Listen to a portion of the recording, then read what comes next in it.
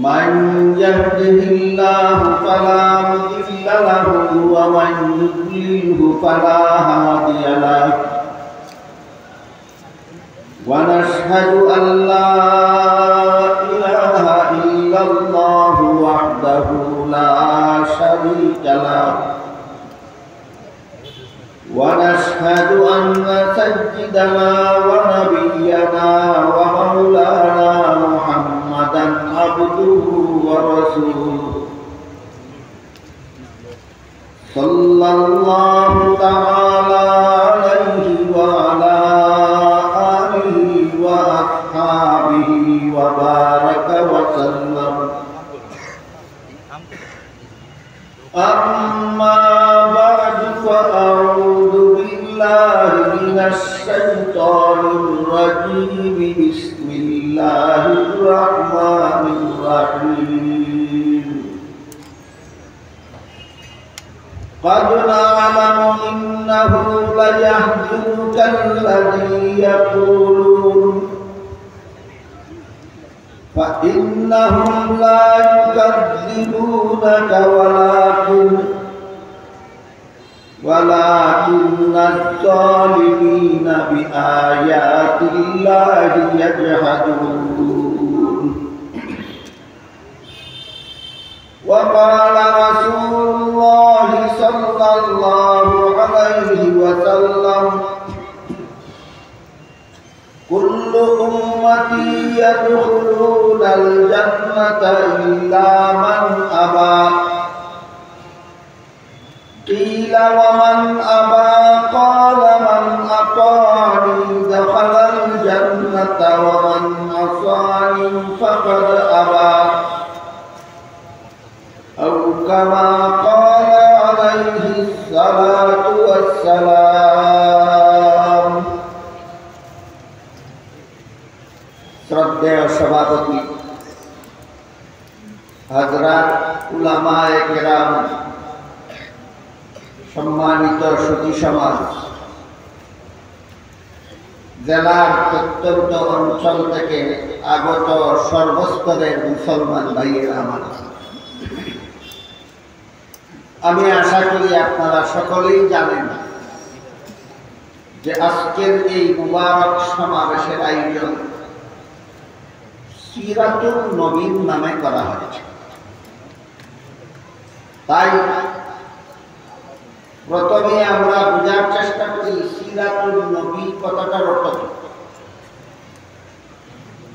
তারপরে দ্বিতীয় কথা আমি যে আপনাদের সামনে বলতে চাই সেটা হলো সিরাতুন নবী আলোচনার দরকার কি। এই দুটো কথাই বলবো বেশি। আমি প্রায় সময় আপনাদের বলে থাকি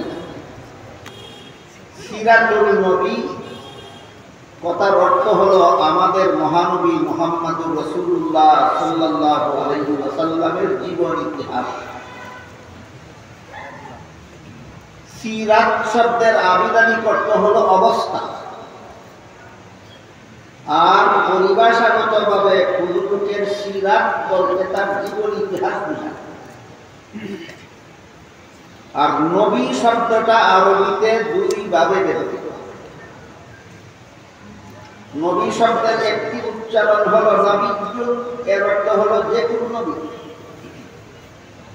নবী শব্দের আরেকটা উচ্চারণ আরবিতে হয় আন-নবী, এর অর্থ হলো আমাদের নবিয়্যুন বলতে যে কোনো নবী বোঝায়, আর আন-নবী বলতে শুধু আমাদের মহানবী। এই সিরাত শব্দের সাথে আন-নবী শব্দটা শুধু যুক্ত হয়ে নয়, বরং আরবি সূত্র মতে সন্ধি হয়ে সিরাতুন নবী শব্দটা গঠিত। সুতরাং সিরাতুন নবী শব্দের মর্মার্থ হলো আমাদের মহানবীর জীবন ইতিহাস।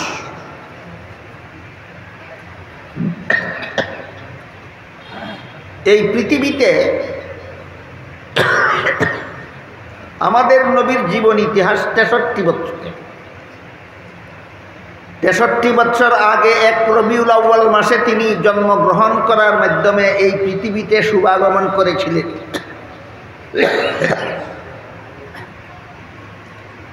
আবার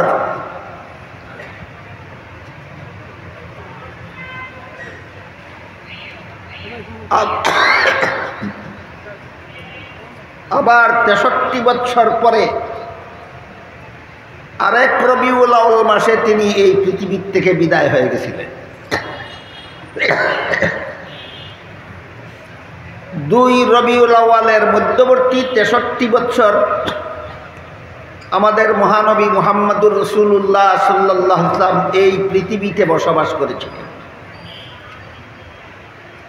এই 63 বছরের পবিত্র জিন্দেগিকেই সিরাতুন নবী বলা হয়। গেল একটি প্রশ্নের জবাব, সিরাতুন নবী অর্থ কি? আরেকটি প্রশ্নের জবাব দিয়ে আমার কথা অতি সংক্ষেপেই আজকে শেষ করতে চাই। সেটি হলো সিরাতুন নবী আলোচনার দরকার কি? আমাদের নবীর 63 বছরের জীবন ইতিহাসের আলোচনার দরকার কি?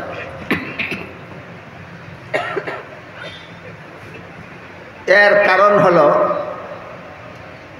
আমাদের নবীর জীবন ইতিহাসের অনেক কিছুকেই অনুসরণ করা, অনুকরণ করা উম্মত হিসাবে আমাদের সকলের কর্তব্য। এ মর্মে আল্লাহ কোরআনের এক আয়াতে বলেন, লাকাদ কানা লাকুম ফি রাসূলিল্লাহি উসওয়াতুন হাসানাতুল লিমান কানা ইয়ারজুল্লাহা ওয়াল ইয়াউমাল আখিরা ওয়া যাকারাল্লাহা কাসীরা। এর অর্থ হলো আল্লাহর রাসূলের মধ্যে তোমাদের জন্য অবশ্যই উত্তম আদর্শ রয়েছে। আপনারা কি মনে করেন রাসূল আমাদের আদর্শ অনুসরণ না করার জন্য না অনুসরণ করার জন্য?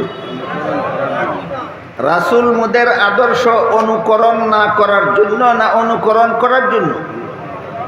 সুতরাং সিরাতুন নবীর অনেক অংশ আছে উম্মতের অনুসরণ করতে হয়, অনুকরণ করতে হয়।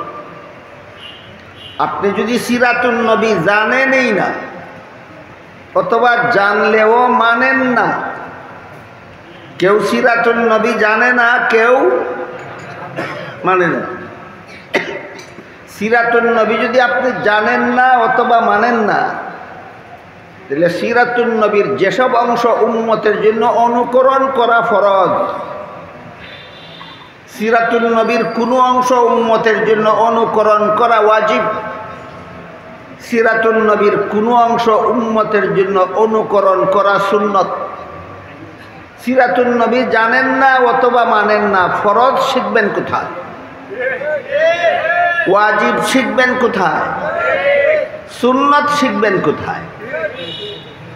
কাজেই আল্লাহর যে বিধান পালন করা ফরজ, যে বিধান পালন করা ওয়াজিব, যে বিধান পালন করা সুন্নত, এইগুলি আল্লাহর রাসূল আদর্শ হিসাবে পালন করে উম্মতকে শিক্ষা দিয়েছেন। সুতরাং আল্লাহর ফরজ বিধান পালনের জন্য সিরাতুন নবী জানা দরকার, আল্লাহর ওয়াজিব বিধান পালনের জন্য সিরাতুন নবী জানা দরকার। আল্লাহর বিধান মতে যেই কাজ সুন্নত সেই কাজ করার জন্য সিরাতুন নবী জানতেও হবে, মানতেও হবে।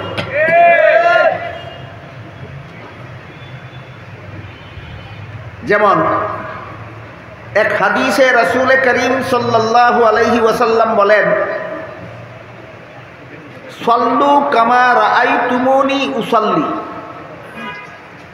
তোমরা আমাকে যেভাবে নামাজ পড়তে দেখো সেভাবে নামাজ পড়ো।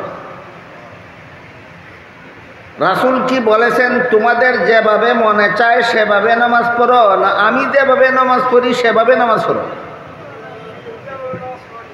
হ্যাঁ, রাসূল বলেছেন আমাকে যেভাবে নামাজ পড়তে দেখো তোমরা সেভাবে নামাজ পড়ো। রাসূল কিভাবে নামাজ পড়তেন জানবেন কিভাবে সিরাতুন নবী না জানলে অথবা না মানলে? রাসূল কিভাবে নামাজ পড়তেন আপনি জানবেন কিভাবে সিরাতুন নবী যদি জানেন না অথবা মানেন না?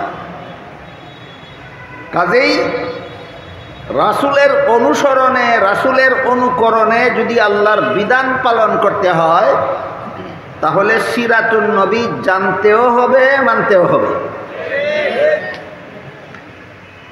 5 বেলার নামাজ ফরজ, আমরা সবাই জানি। এই ফরজ নামাজ কি আমাদের যেভাবে মনে চায় সেভাবে পড়ব, না নবী যেভাবে পড়েছেন সেভাবে পড়ব?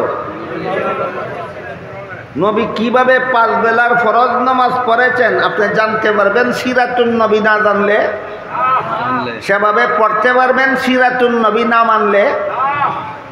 এরপরে দেখুন, বিতিরের নামাজ এবং ঈদের নামাজ ওয়াজিব, আশা করি আপনারা সকলে জানেন। বিতিরের নামাজ ফরজ না ওয়াজিব? ঈদের নামাজ ফরজ না ওয়াজিব? ওয়াজিব।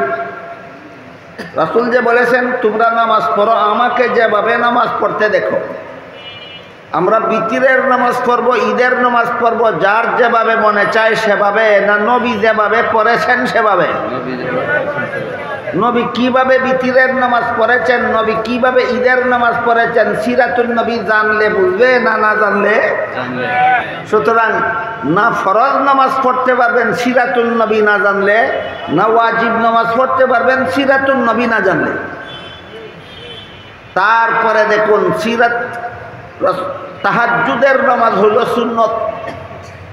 5 বেলার নামাজ ফরজ, ঈদের নামাজ ওয়াজিব, তাহাজ্জুদের নামাজ সুন্নত। তাহাজ্জুদের নামাজ পড়বেন আপনার যেভাবে মনে চায় সেভাবে, না নবী যেভাবে পড়েছেন সেভাবে। নবী কিভাবে তাহাজ্জুদের নামাজ পড়েছেন জানবেন কিভাবে সিরাতুন নবী না জানলে অথবা না মানলে? কাজেই মুসলমানের জিন্দেগিতে ইসলামের কোনো একটি বিধান পালন সম্ভব নয় সিরাতুন নবী না জানলে অথবা সিরাতুন নবী না মানলে।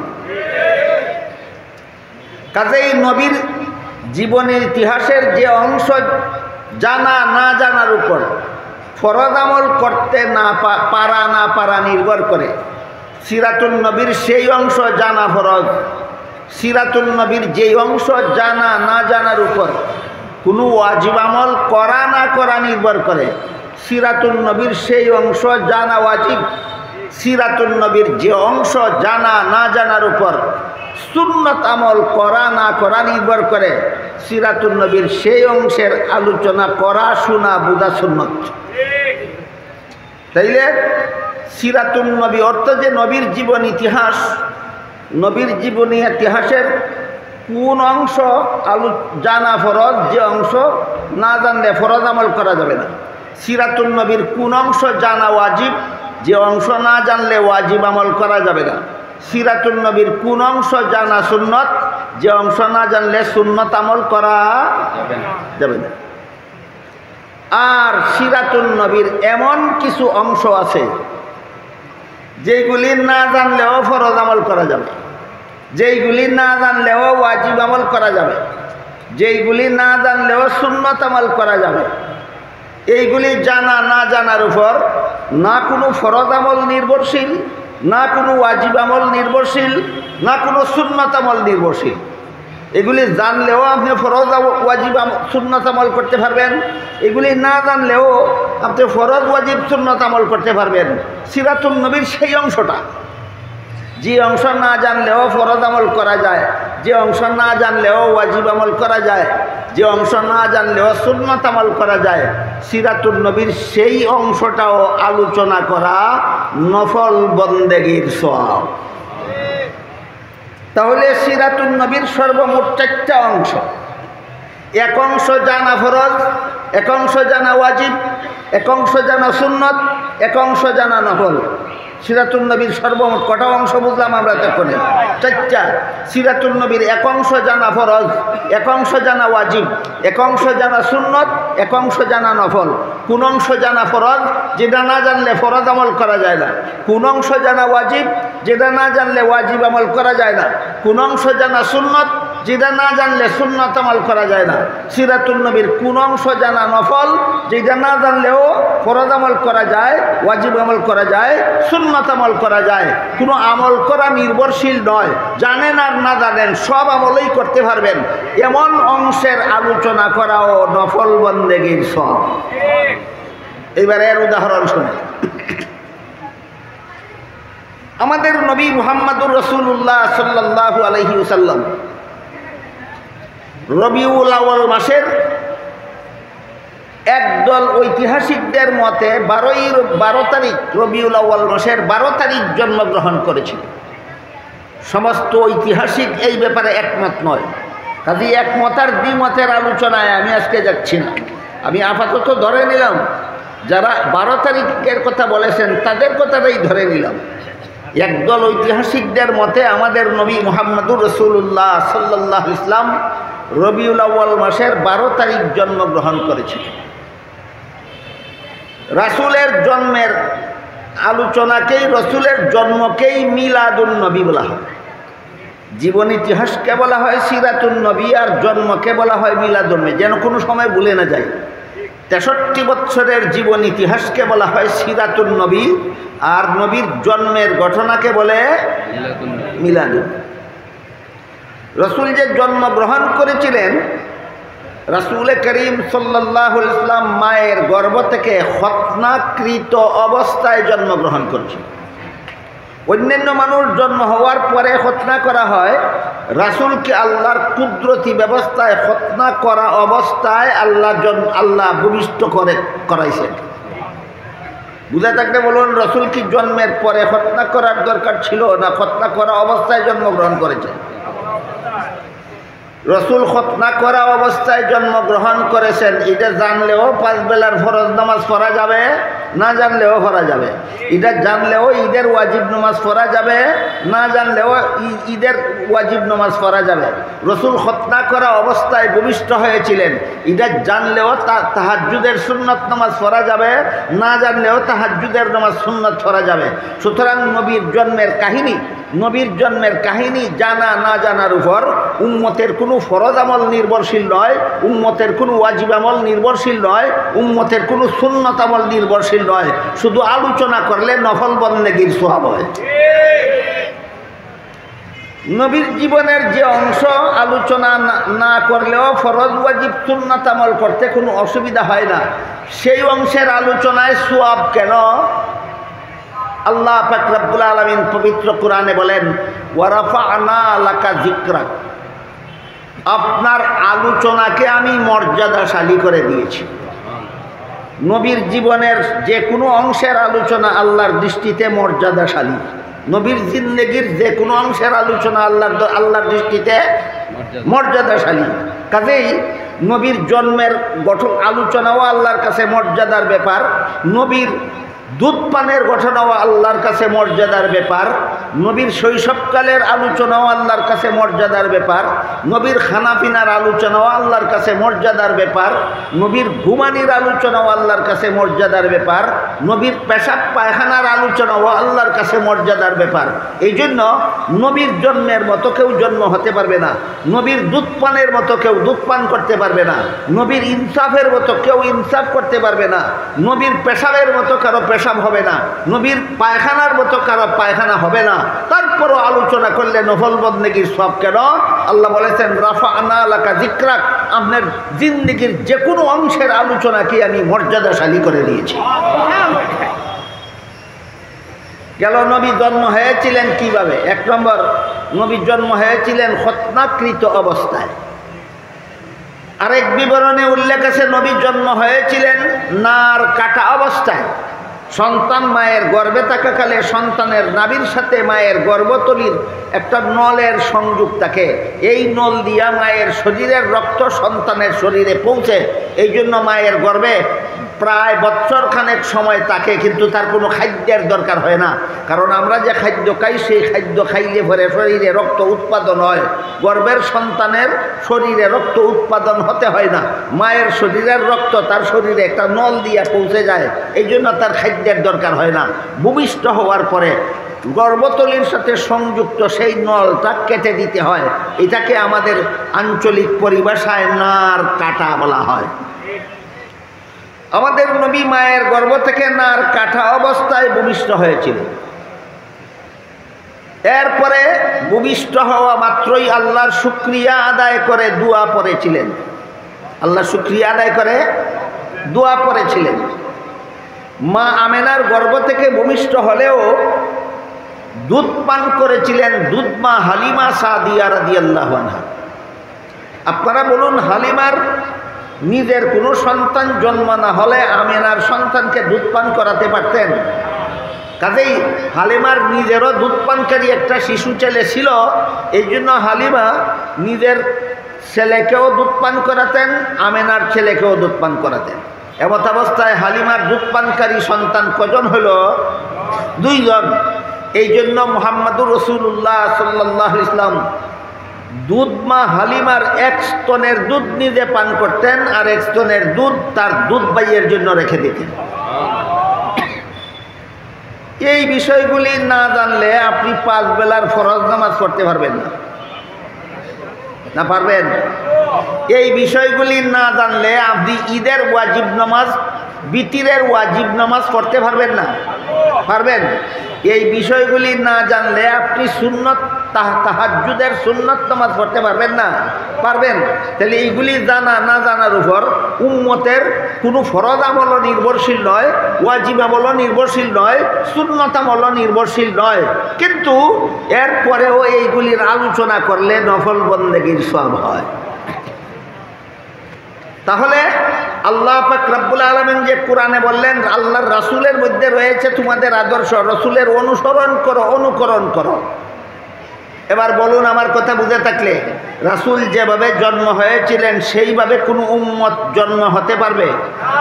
অনুসরণ অনুকরণ করবেটা কিভাবে? রাসূল যেভাবে দুধ পান করেছিলেন সেভাবে কোনো উম্মতে দুধ পান করতে পারবে? তাইলে রাসূলের অনুসরণ অনুকরণ করবেটা কিভাবে? রাসূল করিম সাল্লাল্লাহু আলাইহি ওয়াসাল্লাম কুলের শিশু থাকা অবস্থায় উলঙ্গ হননি। এইরকম শিশুকালে উলঙ্গ না হয়ে কি কোনো উম্মতে পারবে? তাহলে অনুসরণ অনুকরণটা করবে কিভাবে? এই প্রশ্নের জবাব হলো 63 বছরের জীবন ইতিহাসের মধ্যে যখন থেকে নবীর কাছে কুরআন নাজিল শুরু হয়, আপনারা কি কেউ বলতে পারেন 63 বছরের পবিত্র জিন্দেগিতে কত বছর বয়সে কুরআন নাজিল শুরু হয়? 40 বছর বয়সে কুরআন নাজিল শুরু হয়। কুরআন নাজিল শুরু হওয়ার পরবর্তী 23 বছরের জিন্দেগিতে নবী যত কাজ নিজেও করেছেন, উম্মতকেও করতে বলেছেন। কুরআন নাজিলের 23 বছরের জিন্দেগিতে নবী নিজেও যে কাজগুলি করেছেন, উম্মতকেও করতে বলেছেন, সেইগুলির ব্যাপারে আল্লাহ কোরআনে বলেছেন নবীকে অনুসরণ করো। কুরআন নাজিল শুরু হওয়ার আগের জীবনের কার্যকলাপ উম্মতে অনুসরণ করবে দূরের কথা, অনুসরণ করার ক্ষমতাই রাখে না। আমার কথা বুঝে থাকলে বলুন, নবী যেভাবে জন্ম হয়েছিলেন সেইভাবে কারো জন্ম হওয়ার ক্ষমতা আছে? নবীর জন্ম হওয়া মাত্রই শুকরিয়া আদায় করে, আল্লাহর শুকরিয়া আদায় করে দোয়া পড়েছিলেন, কোনো উম্মতের ক্ষমতা আছে? নবী শিশুকালে উলঙ্গ হননি, কোনো উম্মতের ক্ষমতা আছে? নবী কুলের শিশু থাকাকালে 1 স্তনের দুধ নিজে পান করতেন, আর 1 স্তনের দুধ নিজের দুধ ভাইয়ের জন্য রেখে দিতেন। নবীর জীবনের এই অংশ অনুসরণ করার, অনুকরণ করার ক্ষমতা কোনো উম্মতের আছে? তাইলে নবীর কোন অংশের অনুসরণ করব? কুরআন নাজিল শুরু হওয়ার পরবর্তী 23 বছরের জিন্দেগিতে যত কাজ নবী নিজেও করেছেন, উম্মতকেও করতে বলেছেন, সেই কাজগুলির ব্যাপারে আল্লাহ আমাদেরকে নবীর অনুসরণ করার কথা বলেছেন, নবীর অনুকরণ করার কথা বলেছেন। এই ব্যাপারে একটা মজার ঘটনা আছে, সেই ঘটনা বলে আজকের মতো কথা শেষ করি। ওহী নাজিল শুরু হওয়ার পরবর্তী 23 বছরের জিন্দেগির একটি ঘটনা। কুরাইশ বংশের এক নেতার নাম ছিল আবু জাহাল। নেতার নাম ছিল আবু জাহাল। এই সমাজের আরেক নেতার নাম ছিল আখনাস। একদিন সর্দার আখনাস সর্দার আবু জাহালকে প্রশ্ন করল, বলল, মুহাম্মদ আজকাল যে সমস্ত কথাবার্তা কয়, কোন জীবনের ঘটনা? কুরআন নাজিল শুরু হওয়ার আগের না পরের? হ্যাঁ, পরের। কুরআন নাজিল শুরু হওয়ার পরের ঘটনা। আখনাস সর্দার আবু জাহাল সর্দারকে জিজ্ঞাসা করে, মুহাম্মদ আজকাল যে সমস্ত কথাবার্তা বলে সত্য বলে না মিথ্যা বলে? আবু জাহাল চিন্তা করে দেখলো, যদি বলি সত্য বলে তাহলে প্রশ্ন আসবে, মানো না কেন? আর যদি বলি মিথ্যা বলে তাহলে প্রশ্ন আসবে, যেই লোকটা মিথ্যা বলে এই লোকটাকে 40 বছর পর্যন্ত আল আমিন কইলে কেন? আল আমিন কি মিথ্যাবাদী রে কয়?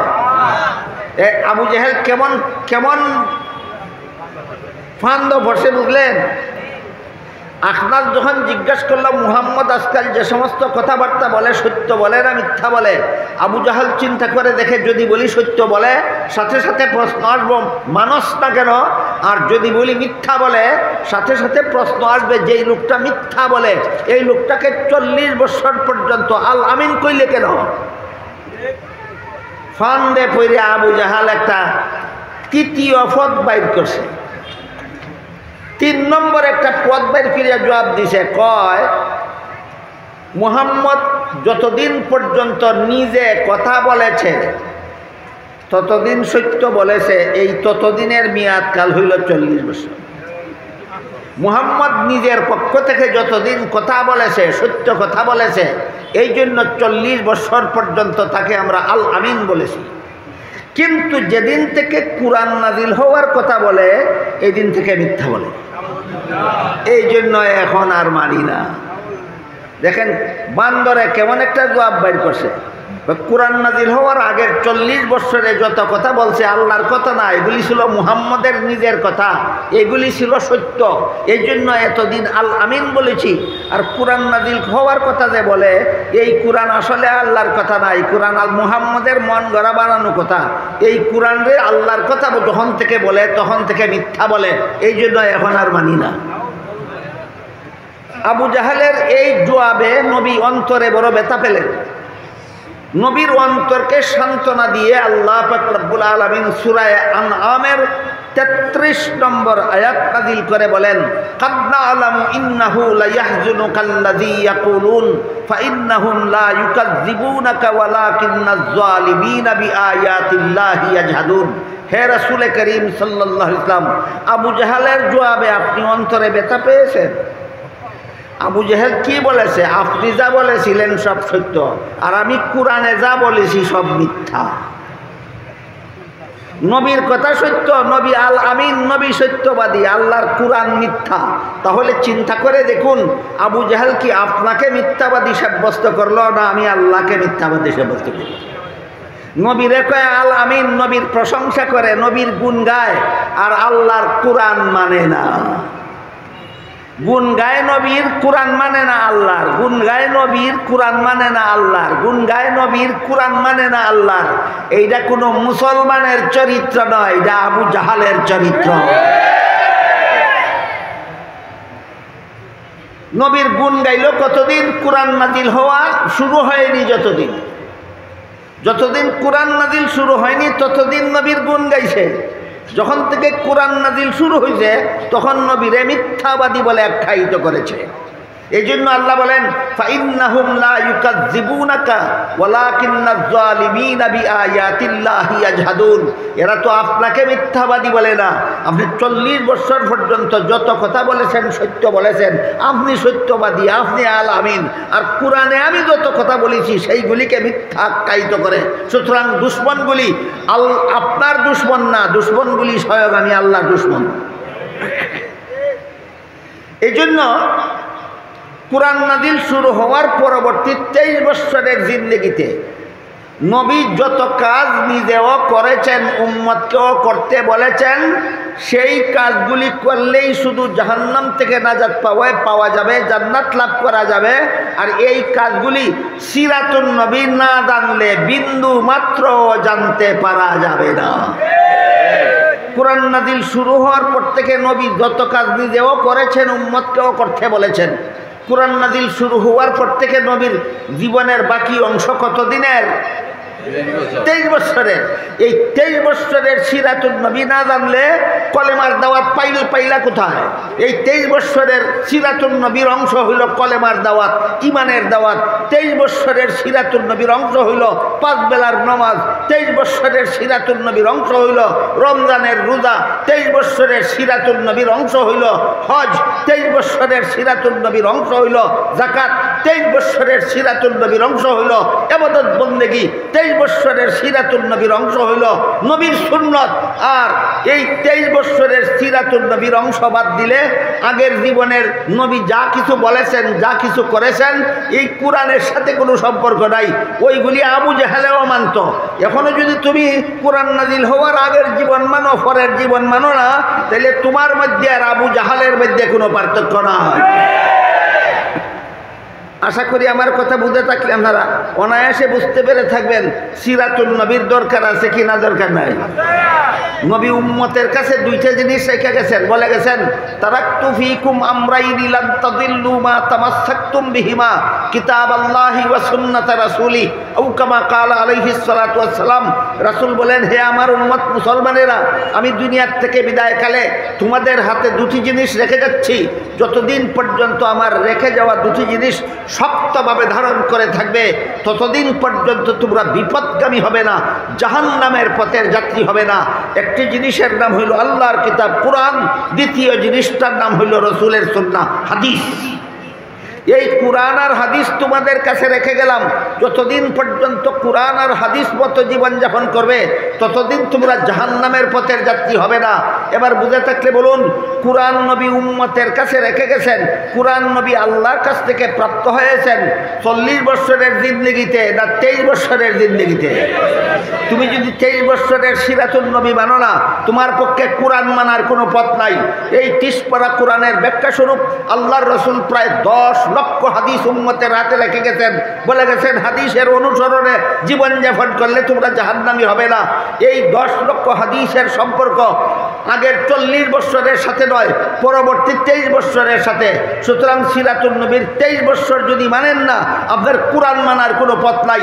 সিরাতুল নবীর 23 বৎসর যদি মানেন না, আপনার হাদিস মানার কোনো পথ নাই। সিরাতুল নবীর 23 বৎসর যদি মানেন না, আপনার কলেমা মানার কোনো পথ নাই। সিরাতুল নবীর 23 বৎসর যদি মানেন না, আপনার নমাজ মানার কোনো পথ নাই। সিরাতুল নবীর 23 বৎসর যদি মানেন না, আপনার রোজা মানার কোনো পথ নাই। সিরাতুল নবীর 23 বৎসর যদি মানেন না, আপনার ইসলামের কোনো বিধিবিধান মানার কোনো পথ নাই। সুতরাং ইসলাম ধর্মের শুরু থেকে শেষ পর্যন্ত যত বিধি বিধান আছে, সবগুলির সম্পর্ক হইল সিরাতুল নবীর সাথে। কোন বিধান ফরজ, এইটা জানার জন্য সিরাতুল নবীর এক অংশ জানা ফরজ। ইসলামের বিধিবিধানের আর কিছু বিধিবিধান ওয়াজিব, এইগুলি জানার জন্য সিরাতুল নবীর সেই অংশ জানা ওয়াজিব। সিরাতুল নবীর কিছু অংশ আমল করা সুন্নত, ওইটা জানার জন্য সিরাতুল নবীর আলোচনা সুন্নত। আর যে অংশের সাথে কুরআন নাজিল শুরু হওয়ার আগের অংশের সাথে না ফরজ আমলের কোনো সম্পর্ক আছে, না ওয়াজিব আমলের কোনো সম্পর্ক আছে, না সুন্নত আমলের কোনো সম্পর্ক আছে, কিন্তু এত সত্ত্বেও আল্লাহ বলেছেন রাফা'না লাকা যিকরাক, সম্পর্ক থাকুক বা না থাকুক, আপনার জীবনের যে কোনো অংশের আলোচনাকে আমি মর্যাদা দান করেছি। এই জন্য জন্মের আলোচনা করলেও নফল বন্দেগীর সওয়াব হয়, দুধ পান করার আলোচনা করলেও নফল বন্দেগীর সওয়াব হয়, শিশুকালের আলোচনা করলেও নফল বন্দেগীর সওয়াব হয়, 40 বছরের আলোচনা করলে নফল বন্দেগীর সওয়াব হয়। এখন যদি আপনারা যে অংশের আলোচনা করলে নফল বন্দেগীর সওয়াব হয় সেটা নিয়েই থাকেন, আর যেই অংশের আলোচনা ছাড়া না ফরজ আমল সম্ভব, না ওয়াজিব আমল সম্ভব, না সুন্নত আমল সম্ভব, নফল অংশ নিয়ে বসে আছেন, ফরজ অংশ ছেড়ে দিলেন, আপনাদের উদাহরণ হবে ওই লোকটার মতো, যেই লোকটা ওয়াজে শুনেছিল মাথায় পাগড়ি বেঁধে নামাজ পড়লে অনেক সওয়াব বেশি পাওয়া যায়। তার আগের থেকে পাগড়ি ছিল না, বাড়ি ফিরার পথে যেহেতু আগের থেকে তার সাথে পাগড়ি নাই, পরনে লুঙ্গি খুলেই মাথায় পাগড়ি বেঁধে নামাজ পড়ে ফেলল। লুঙ্গি খুলে ফেলার দ্বারা ফরজ রক্ষা হইল না লঙ্ঘন হইল? পাগড়ি বান্ধা ফরজ ছিল না নফল ছিল? নফল বা সুন্নত যেটাই বলেন, পাগড়ি বান্ধা নফল ছিল, সুন্নত ছিল, এটার জন্য তুমি লুঙ্গি খুলে ফেলেছ, ফরজ লঙ্ঘন করেছ। এই পাগড়ির যেমন আদা পয়সার দাম নাই, ঠিক তেমনিভাবে নবীর জীবনের যে অংশের সাথে ইসলামের কোনো বিধানের সম্পর্ক নাই, শুধু আলোচনা করলে নফল বন্দেগীর সওয়াব হয়, সেইটা নিয়ে বসে আছো। আর সিরাতুল নবীর যে অংশের আলোচনা না করলে ফরজ আমল করা যায় না, ওয়াজিব আমল করা যায় না, সুন্নত আমল করা যায় না, তুমি সিরাতুল নবীর দারদারো না, তুমি শুধু নফল অংশ নিয়ে বসে আছো। ওই যেই লোকে লঙ্গি খুললে ফাগড়ি বানলো তার ফাগড়ির দাম আর তোমার আগের অংশের আলোচনার দাম সমান। আমার কথা বুঝে থাকলে বলুন, পাগড়ি বান্ধার সওয়াব আছে না নাই? লঙ্গি কুইল্লা লাইলে না ঠিক থাকলে? সিরাতুন নবীর জীবনের প্রথম অংশের আলোচনায়ও নফল বন্দেগীর সওয়াব আছে। 23 বৎসরের সিরাতুন নবীর আদর্শ ঠিক থাকলে, 23 বৎসরের সিরাতুন নবীর আদর্শ বাদ দিয়া দিলে, আগের অংশের নফল দিয়া লাফালাফি ফালাফালি নাতারাতি করলে যে লঙ্গি কুইল্লা পাগড়ি বাঁধল, এই পাগড়ির কোনো দাম নাই। এবার বলেন, আমার কথা বুঝে থাকলে আপনি লঙ্গি অস্বীকার করবেন না, পাগড়ি অস্বীকার করবেন না, দুটোটাই ঠিক আছে। তবে পাগড়ির সব ঠিক মতে ভাইতে হইলে লঙ্গি ঠিক রাখতে হবে। মিলাদুন নবীর আলোচনার নফল বন্দেগীর সব পাইতে হইলে সিরাতুন নবীর আদর্শে জীবন গড়তে হবে। আল্লাহ আপনাদেরকে উভয় কুল রক্ষা করার তৌফিক দান করুন। মিলাদুন নবীর আলোচনার নফল বন্দেগী যেন আমরা লাভ করতে পারি, আর সিরাতুন নবীর ফরজ অনুসরণ অনুকরণে যেন আমরা করতে পারি। আল্লাহ আমাদেরকে তৌফিক দান করুন, আমিন। একটা হাদিস বলি শুনুন। উঠে দাঁড়াই গেলেন কেন? আবার কত শেষ হয়েছে যে হাদিসটা বলেছিলাম, হাদিসটার অর্থটা বলি শুনেন। হাদিসটার অর্থ বলবো আগে, আপনারা আমাকে একটা কথা দিলে। আমি তো আপনাদের মানুষ, আপনাদের জেলার মানুষ, আমি আপনাদের বাড়ির কাছের মানুষ। আমি আপনাদের সামনে অতি সংক্ষেপে কথা বলেছি। অনেক লম্বা কথা বলার ইচ্ছা ছিল, কিন্তু দূর থেকে আগত একজন মেহমানকে সম্মান করার জন্য। আমি যদি সময় লম্বা করে ফেলি আপনার বিরক্ত হয়ে যাবেন, আপনারা চলে যাবেন, মেহমানের মনে কষ্ট হবেন। এই জন্য আমি খুব শর্টকাটে কথা বলেছি, যেন আপনারা না উঠেন। মেহমান আমার পরে বয়ান করবেন, যতক্ষণই করেন আপনাদের সবাইকে নিয়ে দোয়া করবেন, তারপরে যাবেন। রাজি আছেন কিনা? তাহলে এবার শুনুন যে হাদিসটা তিলাওয়াত করেছিলাম, হাদিসটার অর্থটা বলে দিই। হাদিস শরীফে আল্লাহ রসুল বলেন, আমার সমস্ত উম্মত জান্নাতে যাবে, আমার সমস্ত উম্মত জান্নাতে যাবে, কিন্তু যারা আমাকে মানে না তারা জান্নাতে যাবে না। আজকালকার সমাজে এইটা নিয়েই বড় ধাক্কাধাক্কি, ঠেলাঠেলি, এইটা নিয়েই বড় হানাহানি, মারামারি। কে নবী মানে আর কে নবী মানে না। আল্লাহর রসুল যখন বলেছিলেন আমার সমস্ত উম্মত জান্নাতে যাবে, কিন্তু যারা আমাকে মানে না তারা জান্নাতে যাবে না, সাথে সাথে সাহাবায়ে কেরাম 50 বছর আগে, 100 বছর আগে, না 1500 বছর আগে, আজকের থেকে প্রায় 1500 বছর আগে সাহাবায়ে কেরাম নবীকে জিজ্ঞেস করেছিলেন, মান আবা ইয়া রাসূলুল্লাহ, আপনাকে মানে না কারা, আমাদেরকে চিহ্নিত করে দিন। সাহাবাগণ নবীরে জিজ্ঞাসা করছেন, নবীরে মানে না কারা, বলে দেওয়ার জন্য। নবী বলেন, শুনো আমি বলে দেই, আমাকে মানে কারা আর মানে না কারা। নবী বলেন, মান আতাআনি দাখালাল জান্নাহ, আমার সিরাতুন নবীর আদর্শ গ্রহণ করে যারা আমাকে মানে তারা আমার সাথে জান্নাতে যাবে। তারা সিরাতুন নবীর আদর্শ গ্রহণ করে না, আমাকে মানে না, জান্নাতে যাবে না। আজকের থেকে পরিষ্কার হইল কিনা নবীর হাদিসের দ্বারা, নবী মানে কে আর নবী মানে না কে। 63 বছরের জীবন আদর্শ যারা মানে তারা নবী মানে। নবী বলেন নবীর সাথে তারা জান্নাতে যাবে। 23 বছরের জীবন আদর্শ যারা মানে এরা নবী মানে, নবীর সাথে জান্নাতে যাবে। 23 বছরের জীবন আদর্শ যারা মানে না এরা নবী মানে না, নবী বলেন জান্নাতে যাবে না। তাইলে নবী মানে কে আর মানে না কে? আমার কথায় না তোমার কথায় না নবীর কথায়? নবীর কথা পরিষ্কার।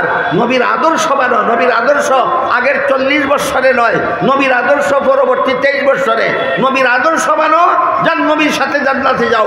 নবীর আদর্শ হইল পরবর্তী 23 বছরে 16টাই সিরাতুন নবীর সাথে সম্পর্কিত, মানলে তুমি জান্নাতি।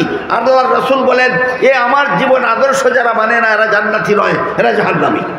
আল্লাহ আপনাদেরকে আমাদেরকে এই নবীর হাদিস মতো যেভাবে নবী মানার কথা নবী বলেছেন সেভাবে নবী মেনে নবীর সাথে জান্নাতি হওয়ার সৌভাগ্য দান করুন। সবাই বলুন আমিন। মেহেরবানি করে মেহমানের ইজ্জত রক্ষার্থে, সম্মান রক্ষার্থে তিনি যদি শর্টকাটেও কথা বলেন তবুও মেহেরবানি করে আপনারা বসা থাকবেন এবং তার সাথে আপনারা দোয়া করে যাবেন। এই আবেদনটা করো দূরে আপনাদের কাছে, এই আবেদনটা রেখে আমি সংক্ষিপ্ত আলোচনা এখানে শেষ করলাম। ওয়া আখিরু দাওয়ানা আনিল হামদুলিল্লাহি রাব্বিল আলামিন।